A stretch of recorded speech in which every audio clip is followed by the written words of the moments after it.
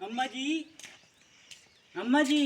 हाँ जी। दूध आया हूँ। ए लो दूध। चले आई हो।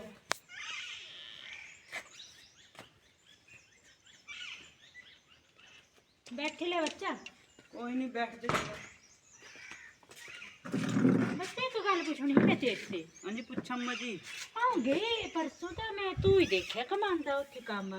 तेरी लाड़ी क्या कमाए? अम्मा मैं लाड़ी नहीं दुई, कोई नौकरानी नहीं दुई, सारा काम मैं खुद करदा, झाड़ू पोचे दा भी।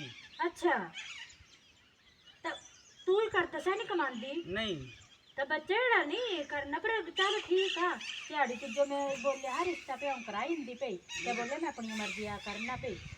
अच्छा अम्मा तेड़ी किती है दिमाग। तो दिमाग नहीं है तो बच्चा उनको मैं लाड़के दे पीछे पीछे बन नौकर होना। कोई नहीं अम्मा। शाबाश बच्चा बन नौकर होना। ठीक है अम्मा हाँ, चलदा था। जा तो फिर जा न्याला जी होनी से करती है दी नौकरी। ठीक अम्मा जी।